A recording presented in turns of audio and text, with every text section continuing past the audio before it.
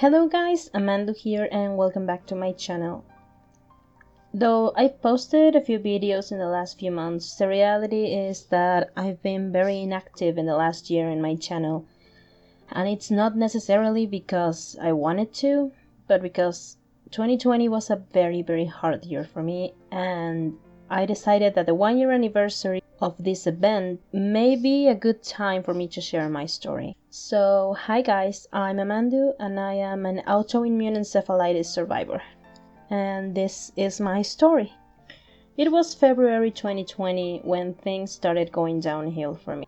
I was in a very high point in my life. I was happy with my job. I was very happy in my relationship, about to get married in less than a month. I was having fun with the planning my bachelorette party with my mom and my friend. There was still no clear sign of the pandemic, so, we were enjoying our lives, going outside, going shopping, there were malls open, everything was wonderful. But then I started feeling ill. It started small, I started getting headaches, but then those headaches started getting harder and tougher, and the pain became unbearable. My neck got really stiff, I couldn't eat, I couldn't sleep, because the pain was just so much. I went to see a doctor very early on, and he told me that I was probably stressed, that, I had a lot of responsibilities at work, and I was planning my wedding, so I was probably just stressed. And he sent me home with some vitamins and something for the pain. Now, of course, this medication that he gave me for the pain at this point didn't really work. I've reached the point where the pain was so unbearable and it wouldn't go away no matter what kind of medicine I took. So I wasn't really trusting what this doctor had told me because I was not feeling stressed. I have dealt in the past with anxiety and depression, so I know when I'm really stressed out, when I'm anxious, when I can't handle myself. And I wasn't feeling like that. Regardless, I kept on with my life, I kept going to work, and it was getting harder and harder for me to wake up in the morning because, like I said, the pain was unbearable at this point. I wasn't eating properly because I just felt so bad that I wasn't hungry. I wasn't sleeping well because I couldn't handle the pain, so I was resting maybe 2 hours at night, and I would try and get some sleep when I was in the bus, from work. And normally I would watch like a TV show or listen to music. I couldn't stand listening to music because I was so sensitive. At some point I had to cover up my windows with like blankets because I couldn't stand the light that was coming in. I couldn't stand the light. I just wanted to be like inside a tiny black box and get in there forever. Now, I didn't know this at the time, but I started losing time before I was taken to the ER. Of course, I don't remember these events, but I had some money saved in my house that I apparently took out from the place it was like saved, and I have no idea what I did to it. I have no memory of taking it out, and I have no memory of whether if I spent it, if I gave it to a homeless person, if I like tossed it in the trash. I have no idea. So in retrospective, I started losing time way before I even had a diagnosis. Eventually, after a very bad day of trying to get into Mexico's public health system, which is not very good to say the very least, my fiance, now my husband, actually had to take me to the ER because I just couldn't stand it anymore. I was talking to my psychiatrist about the pain that I had, and she told me, just go to the hospital. So I gave up, and my husband took me to the ER.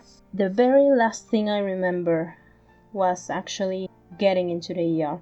I remember they gave me a wheelchair and they took me to a bed. They gave me a robe to change into, and I remember very clearly that it was right in front of the bathrooms. So I remember people like in the ER just being dragged in to the bathroom and being taken out. I think I went to the bathroom myself at least once. I don't remember if a doctor came to check on me. I don't remember when they started putting, I don't remember when they started giving me medication, intravenous medication. After I was put in that bed and changed into that robe, I remember that I waited a long time for my mom to catch up to us at the ER. I don't even remember if I saw her. I think I did. I think I gave her things like my personal belongings, and that's the very last thing I remember. A lot of time passed, and the very next thing I remember was being taken from the ICU to a room where I was going to recover. By that time, I had spent more than 30 days in the hospital, and I didn't remember any of it. I spent my bachelorette party in the hospital. I spent my birthday in the hospital. I have a vague memory of my sister coming to visit me on my birthday. Eventually I stayed so long in the hospital that my wedding day, passed, and I was still there. And they tell me that I was quite aware. I would tell the nurses, today is my wedding day. but I didn't get married that day, no matter how much I had planned, and no matter how much I wanted to. I didn't get married on the day I really wanted to. I don't remember any of that now, but that's how aware I was of the date, even though I wasn't really there. And it's really hard to imagine how your life passes by and you're still not getting better, and they keep doing tests and they don't know what you have, or they don't know how to fix you. And I just feel so terribly sad that I missed all of that. And because of the pandemic, there's not really a chance that I will be getting any of those experiences back anytime soon. I don't know if I was sad that I had missed my wedding. I probably was. I'm still really sad remembering it today, so I probably was sad. But I was crying over so many other things that were just happening in my head that I probably didn't cry because of that like I do now. So for those of you who don't know, encephalitis is a very serious condition that affects the brain. The symptoms vary depending on the affected area of the brain, but headache, sensitivity to light, stiff neck, mental confusion, and even seizures are very, very common. I fortunately didn't suffer any seizures during the time where I was, in the highest peak of the disease. It's basically an inflammation of the active tissues of the brain that's caused by an infection or an autoimmune response, like it was in my case. And it's actually a bit more common than you would think. Now, the diagnosis wasn't easy for me. Like I said, I can't remember any of the things they did to me. And that troubles me, I'm not gonna lie, because it's not easy waking up and knowing that you've lost more than a month of your life and you have no idea what happened in that time. It's actually really, really hard, and even to this day I have a hard time talking about it. But I know that a lot of people came to visit me, and I have flashes of things that I remember. I remember the hummingbirds, the paper hummingbirds that were pasted on the wall in the ICU. I remember being changed into a different ICU unit that had like a beach scene painted, and I must have stared hours into those paintings because I remember them clear as day. While I was completely gone, my family and my doctors were trying to figure out what was wrong with me, so they did all kinds of tests on me. They did MRIs, they did blood tests, they did PET scans, they did absolutely everything. Lumbar punctions, anything they could do, they would try to do, and they knew something was wrong.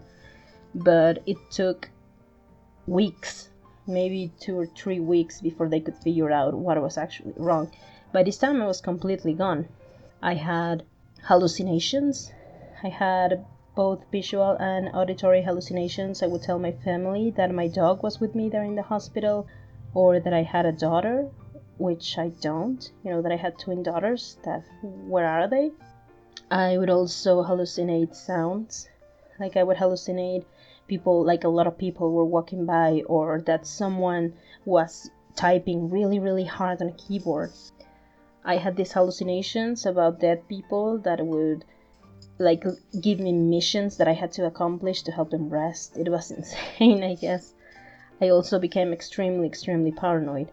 I was convinced that my family wasn't my family, that they had been replaced by, I don't know, some kind of alien form that looked just like them but wasn't them. I was very desperate. I would cry a lot. I became really, really violent to the point that I attacked my mother. I actually had to be restrained. They had to physically tie me to the bed because I would be violent or I would try to run away. To this day, I still have scars, in my ankles from those days that I was tied down. I can only imagine how horrible it must have been to my family, and I've seen the videos, and that person, I was conscious. I don't remember a thing, but I was conscious. I knew who I was. I knew what day it was. I knew where I was, and, I knew my name. I couldn't write, of course. I did the classical clock test for encephalitis, where they ask you to draw a clock face, which I couldn't do. It came out horrible. I am an artist, so of course I wanted to draw, so I would insist that they gave me pen and paper, and I would draw things that I told them were animals, but they really weren't. I don't know what they were. I couldn't write. I would try, but to me the words would make sense, but for people they were just weird dribbles. Eventually, when my neurologist found my autoimmune encephalitis diagnosis, it was still a few weeks before they could manage a treatment that would actually help me. And I was given an immunoglobulin treatment, which is what eventually helped my brain. At this point, I had calmed down a bit from all the medicine they had given me. My arm was completely bandaged because I had ripped up a few RVs. My veins are still pretty messed up from all the things that were connected to me and all the things I ripped out. But eventually the immunoglobulin treatment worked. And a few days after that, I was taken from the ICU, where I spent 26 days, to a room, a regular hospital room, where I spent the next, I think, 4 or 5 days until I was sent home. And that is my first memory after all of this. Just being taken back by, the nurses to an actual room. And it has been a traumatic experience. I'm not gonna say it's not. It has definitely changed my life. It changed the way I see myself. It changed the way I see others. It changed the way I see life. I had some very, very strong hallucinations that I still remember. Maybe I'll talk about them in a different video. But it's so hard to conceive the idea that you are so sick that you've turned into someone else. That your family won't recognize you when they look at your face. That you're still there, but it's not really you. And I was one of the lucky ones. I didn't have seizures. I didn't forget how to write, although I do have some trouble with it. I didn't forget who my family was. I mean, I do have some issues with short-term memory, but nothing I can't live without. I still feel weak. I still feel scared. It has definitely changed me. It has changed my family. But I can only... I don't know how I can express how grateful I am that I'm still here. That I can still fight another day. And I want to give a shout out to, of course, my wonderful family. Because they've been there for me. My mother and my wonderful husband. They have been very strong when I didn't feel that strong, especially coming out of the hospital. And I also want to thank my friends in the Encephalitis Society from the UK. I think it was a month after I came out of hospital that I started attending their meetings on Zoom. They have these support groups and they are really amazing. So important to connect with people that know what you're going through, and they give you tips. They make you feel like you're not all alone dealing with something that not a lot of people deal with around. It has made me feel really loved, not only by them, because they are all wonderful, nice people, but also by the people around me that maybe sometimes I thought, sometimes you look back and you think that no one cares for you. And when things like this happen and everyone is sending you love and everyone is worried, you realize that people do care for you. And that's a wonderful feeling. So if you want to know more about encephalitis, I will leave the link to the Encephalitis Society in the description box. Please check them out and donate to them, because they do a wonderful job of connecting people with this disease and, you know, funding a lot of projects that have to do with it. If you want to support me in any way, I will leave the link to my Patreon, which I just reactivated, in the description, and I will also leave the link to my shop where the print for the art you are looking at will be available. And I will be donating a part of the earnings from this piece to the Encephalitis Society myself, because I would really like to help them and I think they deserve it. I know this video is kind of all over the place. I tried to script it so many times, but it was just so personal that I just couldn't do it. I'm sorry if it's a little confusing. If you have any questions or anything that you want to ask me, feel free to do it and maybe I'll do a follow-up video. Thank you so much for watching and for listening to my rambles about this very traumatic experience.